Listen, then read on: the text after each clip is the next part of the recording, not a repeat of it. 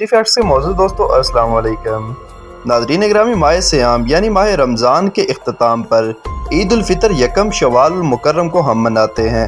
لیکن مسلمانوں کے بارے میں تو آپ جانتے ہیں ہم عید کیسے مناتے ہیں، لیکن کیا آپ جانتے ہیں یہودی اس عید کے تہوار کو کیسے مناتے ہیں اور عیسائی اس تہوار کو کیسے اپنے دین کے مطابق اہمیت دیتے ہیں؟ آج کی اس دلچسپ ویڈیو میں ہم آپ کو بتائیں گے یہودیوں اور عیسائیوں کے عید کے تہوار کو منانے کے طریقوں کے بارے میں۔ موضوع کا آغاز کرنے سے پہلے آپ سے گزارش ہے کہ چینل کو سبسکرائب کر لیں، جبکہ ویڈیو کو آخر تک ضرور دیکھیں۔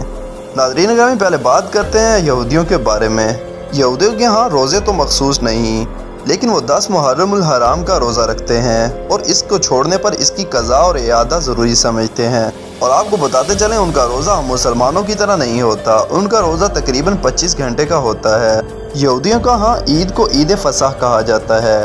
آئیے چلتے ہیں اس عید فصح کی تفصیل کے بارے میں۔ عید فصح یہودیوں کا ایک تہوار ہے جسے وہ اس واقعے کی یاد میں مناتے ہیں جب 1513 قبل از مسیح میں خدا نے بنی اسرائیل کو مصریوں کی غلامی سے آزاد کرایا تھا۔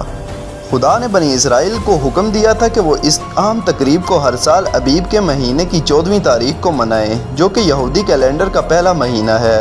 ابیب کے مہینے کو بعد میں نسان کہا جانے لگا۔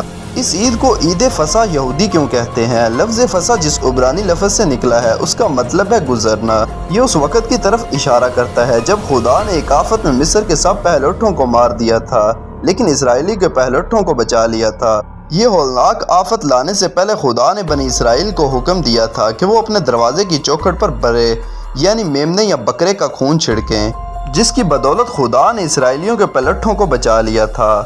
تھوڑا قدیم زمانے میں ہم اگر عید فصح کو منانے کے بارے میں آپ کو بتائیں تو جب پہلی بار عید فصح منائی گئی تو خدا نے بنی اسرائیل کو ہدایات دی کہ وہ اس تہوار کو کیسے منائیں گے۔ سب سے پہلی چیز اس میں تھی قربانی۔ اسرائیلی خاندان ابیب یعنی نسان کے مہینے کی 10ویں تاریخ کو فصح کے لیے ایک سال کا برہ یا بکرا چنتے تھے، اسے 14ویں تاریخ کو ذبح کرتے تھے۔ پہلی بار عید فصح مناتے وقت یہودیوں نے برے یا بکرے کا خون اپنے دروازوں کے دونوں بازوؤں اور اوپر کی چوکھٹ پر لگایا تھا اور پھر اس پورے برے یا بکرے کو بھون کر کھایا تھا۔ لیکن آپ حیران ہوں گے ان کے کھانے کا بھی ایک طور طریقہ متعین ہے۔ برے یا بکرے کے گوشت کے ساتھ بنی اسرائیل بے خمیری روٹی اور کڑوا ساگ پات بھی کھاتے تھے۔ بنی اسرائیل عید فصح کے اگلے 7 دن تک بے خمیری روٹی کی عید مناتے تھے، جس کے دوران وہ خمیری روٹی بالکل نہیں کھاتے تھے۔ عید فصح کے موقع پر والدین اپنے بچوں کو یہودا کے خدا کے بارے میں سکھاتے ہیں اور اس بارے میں ان کو خاص اداروں میں تعلیم دی جاتی ہے۔ بنی اسرائیل عید فصح کے منانے کے لیے یروشلم بھی جایا کرتے تھے۔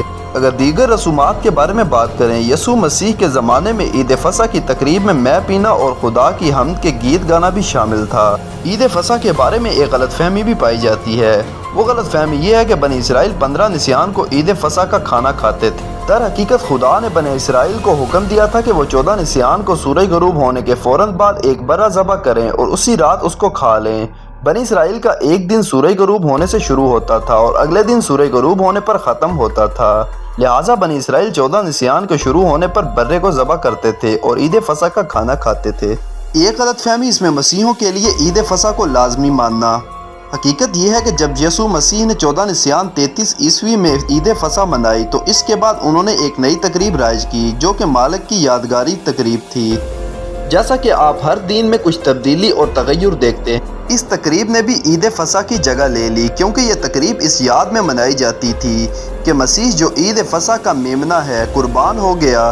یسوع مسیح کی قربانی عید فصح پر قربان کیے جانے والے میمنے کی قربانی سے کہیں زیادہ افضل ہے، کیونکہ یسوع کی قربانی تمام انسانوں کو گناہ اور موت کی غلامی سے آزاد کراتی ہے۔ لیکن وقت گزرنے کے ساتھ ساتھ اس عید کو منانے کے طریقے میں کچھ تبدیلیاں کرنی پڑی۔ مثال کے طور پر پہلی بار اس عید کو جلدی منایا گیا کیونکہ اس وقت بنی اسرائیل کو مصر سے نکلنے کے لیے تیار رہنا تھا، لیکن وعدہ کیے ہوئے ملک میں پہنچنے جانے کے بعد اس عید کو جلدی منانے کی ضرورت نہیں تھی۔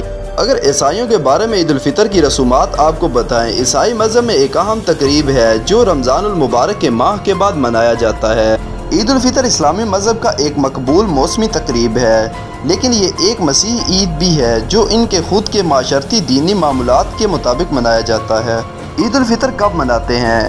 عیسائی عید الفطر عموماً اسلامی عید الفطر کے بعد منایا جاتا ہے۔ اسلامی عید الفطر کو رمضان کے آخری روزے کو منایا جاتا ہے جب روزہ دار اپنے روزے کو توڑتے یعنی افطار کرتے ہیں، لیکن عیسائی مذہب میں اس تقریب کو مختلف تاریخوں پر منایا جا سکتا ہے اور ان مختلف تاریخوں پر عیسائی عید الفطر کو عیسائیوں کی رہائش گاہ، دیس اور فرقوں کے مطابق منایا جاتا ہے۔ عیسائی عید الفطر کی تیاریاں عموماً گھرانوں کی سجاوٹ، خوراک کی تیاری، خوشیاں بانٹنا اور کلیساؤں میں عبادت کی تیاری میں شامل کرتے ہیں۔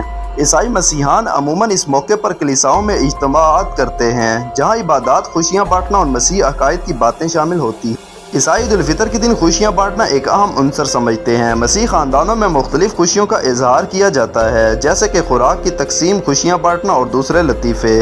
عید الفطر کے دن عموماً کلیساؤں میں عبادتی جلسات ہوتے ہیں جہاں مسیحی عبادت گاہوں کے پادریوں کے زیر اہتمام عبادت کی جاتی ہے۔ عیسائی عید الفطر کے دن عموماً خیراتی کام بھی کرتے ہیں جیسے غریبوں کی مدد، بیماروں کی علیلی اور محتاجوں کی مدد کرنا۔ عیسائی عید الفطر ایک خوشی اور محبت بھرا موقع ہوتا ہے جس میں مسیح، مسلمان اور غیر مسیح مذہبوں کے لوگ مل کر ایک دوسرے کی خوشیوں میں شریک ہوتے ہیں اور دوسروں کی محنتوں کی قدر کرتے ہیں۔ ناظرین اکرامی، دنیا بھر میں مسلمانوں کے ہر تہوار کو دنیا کے ہر مذہب کے ہاں انتہائی قابل احترام اور محبت کی نظر سے دیکھا جاتا ہے، اور اس کی سب سے بڑی وجہ یہ ہے کہ ہماری کتاب اور ہمارا دین آج بھی ہمارے پاس محفوظ ہے اور اس میں کوئی تبدیلی اور تغیر نہیں کیا گیا۔ اللہ تعالیٰ سے دعا ہے کہ اللہ تعالیٰ ہمارے دین اور ہماری دینی رسومات کی حفاظت کریں۔ ناظرین اکرامی، یہ تھی ہماری آج کی ویڈیو۔ اگر آپ کو ویڈیو اچھی لگی ہو تو اس کو لائک اور شیئر، جبکہ چینل کو سبسکرائب کر دیجیے گا۔ آپ سے جلد ملاقات ہوگی کسی نئی معلوماتی اور تاریخی ویڈیو کے ساتھ۔ اللہ حافظ۔